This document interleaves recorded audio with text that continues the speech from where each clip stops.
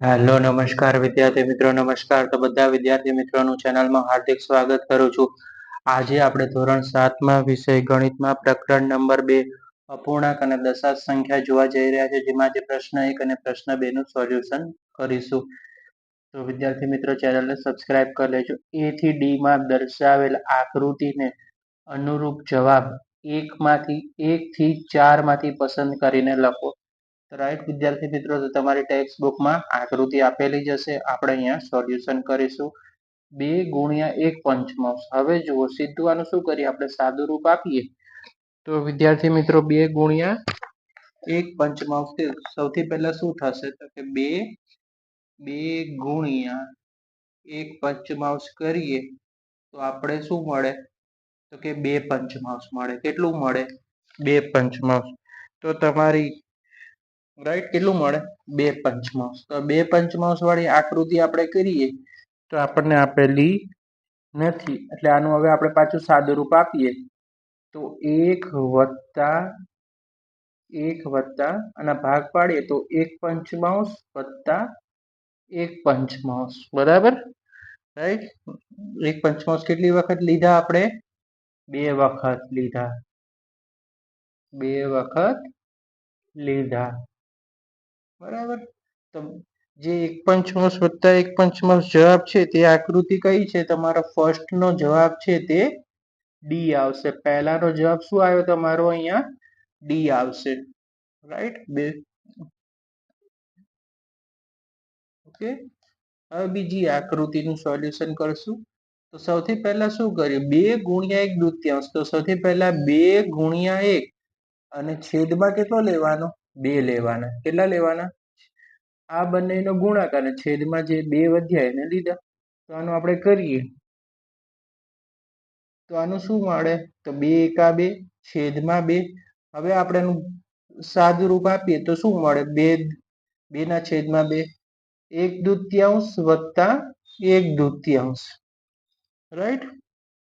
તો આપણે 1 દૂત્યાંશ કેટલી વખત લીધા? તો કે 2 વખત. 2 વખત લીધા.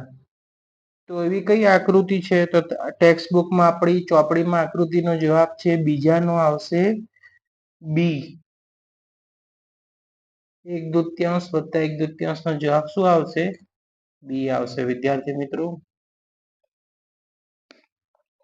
ત્રીજો છે 3 ગુણ્યા 2 તૃતીયાંશ. તો સૌથી પહેલા શું કરવાનું? આ બંને હોય એને અંશમાં લખી નાખીએ. 3 ગુણ્યા 2 અને છેદમાં જે 3 છે ને છેદમાં લખવાનું. તો હવે 3 ગુણ્યા 2 તો 3 દુ કેટલા થઈ જાય? 6 અને છેદમાં કેટલા રહ્યા? 3. બરાબર. હવે આપણે 6 ના ભાગ પાડીએ, 6 તૃતીયાંશ ના ભાગ પાડીએ તો અહીંયા પાડી દઈએ તો શું મળે?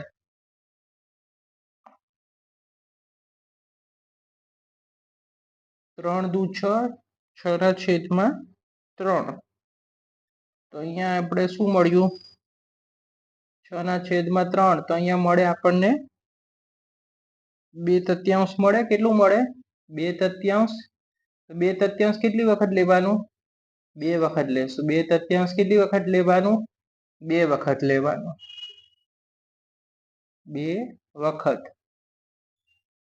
રાઈટ. તો તેનો સી નો જવાબ શું મળશે? જે ત્રીજાનો જવાબ છે તે આપણને મળે છે. ઓકે, સોરી, અહીંયા 3 વખત લેવું પડશે આપણે, કારણ કે 6 તૃતીયાંશ છે એટલે 2 તૃતીયાંશ કેટલી વખત લેવું પડશે વિદ્યાર્થી મિત્રો? અહીંયા 3 વખત લેવું પડશે. ઓકે, 2 તૃતીયાંશ અહીંયા 3 વખત લખી શકાશે. ઓકે. તો હવે ત્રીજાનો જવાબ શું આવશે? અહીંયા ત્રીજાનો જવાબ આવશે એ. રાઈટ. ત્રીજી આકૃતિનો જવાબ શું આવશે? એ આવશે. રાઈટ. હવે છે 3 ગુણ્યા 1 ચતુર્થાંશ. તો 3 ગુણ્યા 1, આ જે સંખ્યા છે ને આખાનો ગુણાકાર અને છેદમાં જે સંખ્યા આપ્યું તે છેદમાં લઈ જાઓ. તો 3 ચતુર્થાંશ આવ્યું. કેટલું આવ્યું? 3 ચતુર્થાંશ. તો 3 ચતુર્થાંશ છે તો 3 ચતુર્થાંશ નું સાદું રૂપ આપીએ તો કેટલી વખત લખવાનું? 1 ચતુર્થાંશ વત્તા 1 ચતુર્થાંશ વત્તા 1 ચતુર્થાંશ. તો આપણું થઈ ગયું 3 ચતુર્થાંશ. કેટલી વખત લીધા? તો કે 3 વખત. કેટલી વખત લીધા? 3 વખત. તો ચોથાનો જવાબ શું મળ્યો વિદ્યાર્થી મિત્રો? આપણને અહીંયા સી મળી ગયો. ઓકે, ચોથાનો જવાબ શું મળ્યો? આપણને સી મળ્યો. પ્રશ્ન 2 છે, કેટલાક ચિત્રો A થી C ની નીચે આપેલ છે તેને અનુરૂપ જવાબ 1, 2 અને 3 માંથી પસંદ કરો. 3 ગુણ્યા 1 પંચમાંશ બરાબર 3 પંચમાંશ તમને આપી દીધેલું છે.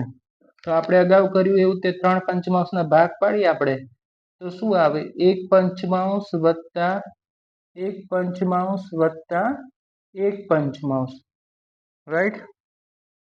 તો આમાં જવાબ શું આવશે? પહેલાનો જે આન્સર છે આકૃતિમાં તમને મળી જશે સી મળી જશે, બરાબર? રાઈટ, આકૃતિમાં જે સી છે તમારો એ જવાબ છે ચિત્રમાં. હવે બીજું છે, બહુ ઈઝી છે. 2 ગુણ્યા 1 તૃતીયાંશ બરાબર 2 તૃતીયાંશ. તો 2 તૃતીયાંશ છે તો આપણે કેટલી વખત લખશું? 1 તૃતીયાંશ વત્તા 1 તૃતીયાંશ. તો આકૃતિમાં તમારા બીજાનો જવાબ આવશે એ આવશે, રાઈટ? બીજાનો જવાબ એ છે. હવે ધ્યાન રાખો, 3 ગુણ્યા 3 ચતુર્થાંશ બરાબર કેટલું કીધું છે? 2 ચતુર્થાંશ. તો સૌથી પહેલા 3 ગુણ્યા 3 ચતુર્થાંશ કરવું પડશે આપણે. તો 3 તેરી કેટલા થઈ જાય? આનું સાદું રૂપ આપીએ તો 3 તેરી 9 ચતુર્થાંશ થઈ જાય, રાઈટ? કેટલું થાય? 9 ચતુર્થાંશ. તો આનું આપણે આપી દઈએ તો કે 3 ચતુર્થાંશ વત્તા 3 ચતુર્થાંશ વત્તા 3 ચતુર્થાંશ. જો 9 ચતુર્થાંશ 3 વત્તા 3 વત્તા 3 9 ચતુર્થાંશ થઈ ગયું, રાઈટ? હવે શું વધ્યું આપણી પાસે? તો કે 2 1 ચતુર્થાંશ. તો અહીંયા આવી જશે 2 1 ચતુર્થાંશ, રાઈટ? આ પણ 9 ચતુર્થાંશ થાય. 4 દુ 8, 8 ને 1 9, 9 ચતુર્થાંશ થાય, રાઈટ? તો ત્રીજાનો આન્સર શું મળ્યો આપણને વિદ્યાર્થી મિત્રો? બી મળી ગયો, રાઈટ? તો વિદ્યાર્થી મિત્રો, વિડીયો પસંદ આવે વિડીયોને લાઈક કરી દેજો, ચેનલને સબસ્ક્રાઇબ કરી દેજો. Like, share and subscribe.